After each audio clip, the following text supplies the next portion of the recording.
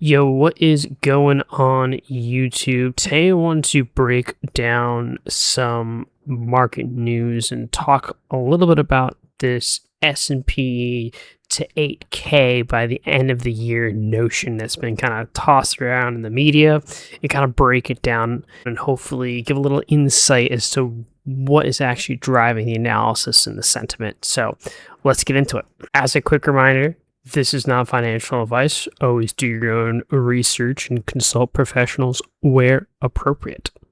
All right. Recently in the news, a lot of the major banks have been calling for the S&P 500 to hit 8K by around the end of the year this year. And that's pretty significant news. It's a pretty big jump from where we started in the beginning of the year, or at least it feels that way.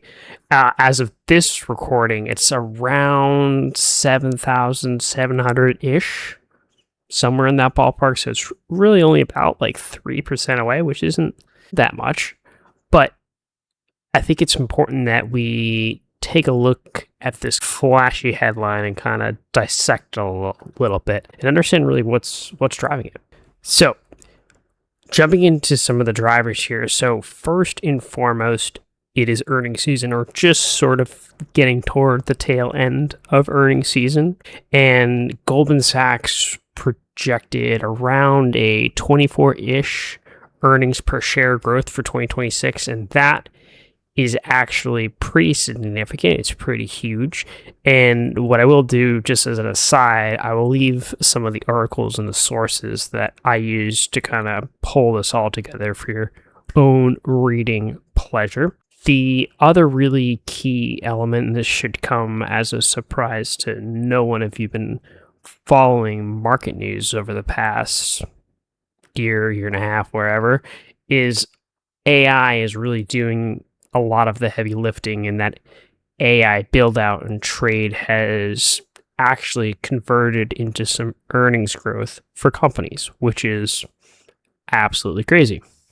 And since the stock market has an absolute obsession with the AI trade, that's like pouring jet fuel on a fire. The other kind of component here too is the AI CapEx, and CapEx is just a fancy way for saying capital expenditure. So companies spending money, in this case on AI. But again, that spend is being converted into recognizable revenue and greater backlog, so more future revenue. So that's all very positive things to hear as an investor. And really what this does with a really, really strong earnings season, as we've now seen companies over the past couple of weeks share earnings and everybody beats and people go crazy for it, right?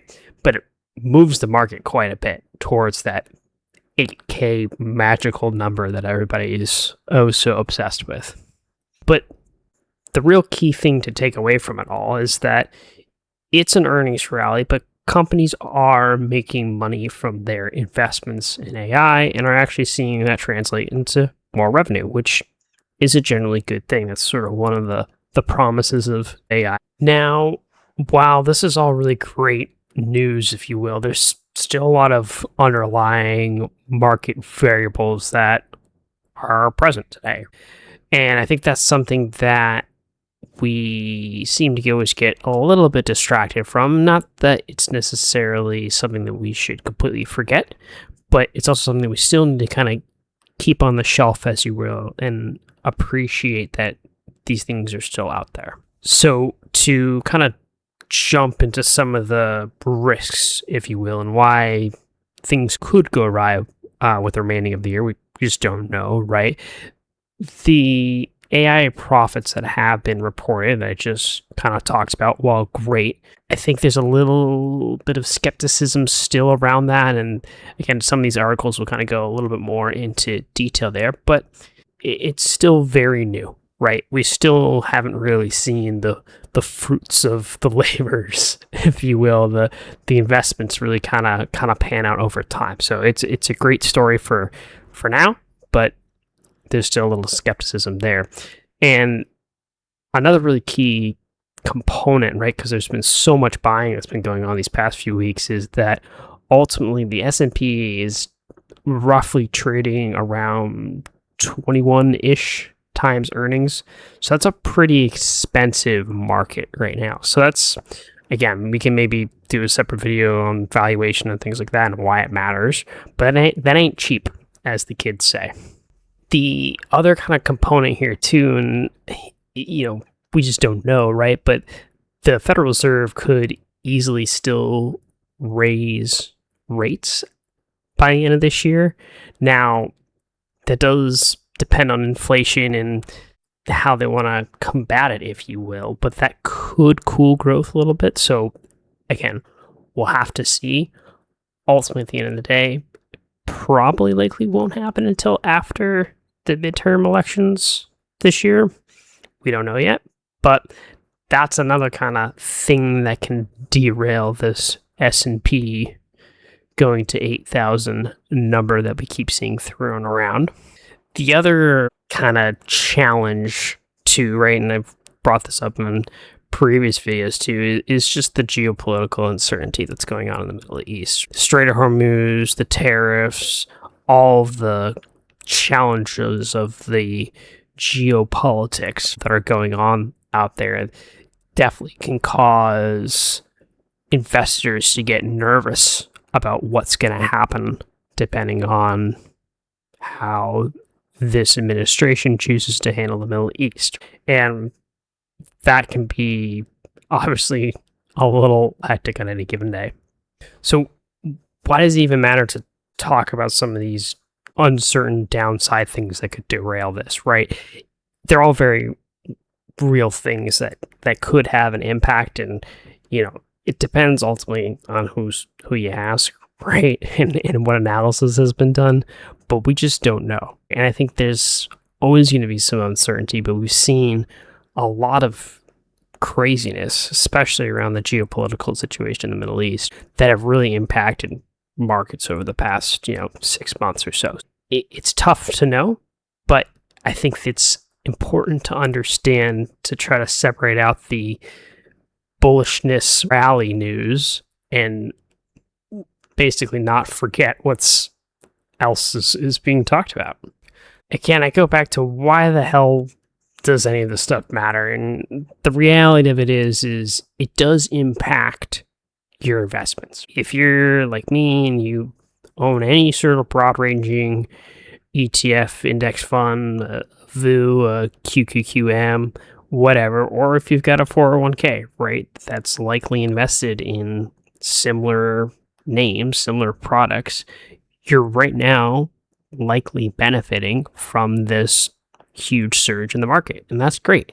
So if you're already invested, that's fantastic. Stay invested and keep going. But it's also not a justification for waiting on the sidelines. Just because markets are at all-time highs today doesn't mean that there won't be more all-time highs in the future. So don't wait on the sidelines despite it being a little expensive to buy in right now. Get on in there. Now, me personally, I'm not really someone who cares all that much about the headlines of the S&P hitting 8,000. It's a nice headline. It's a good news story. It's a milestone, right?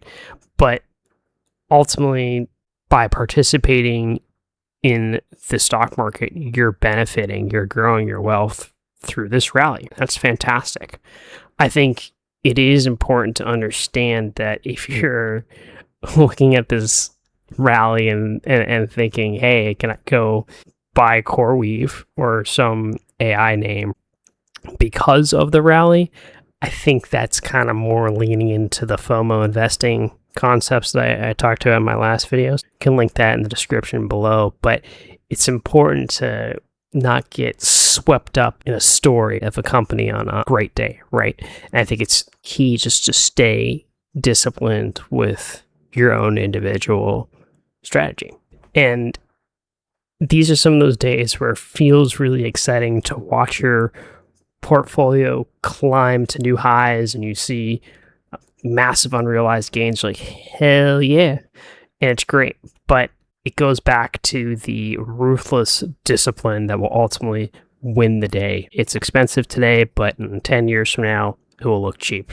So to tie it all together, I think it's all great news, but we just don't know what's going to happen in the future. There's a lot of variables at play, but it's definitely interesting, at least I think, to see some of the AI conversion, if you will, into revenues. So we'll have to wait and see what the rest of the year holds.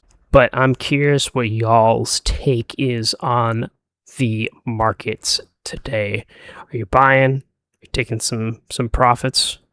How are you thinking about it? Drop a comment below, and we'll catch you next time.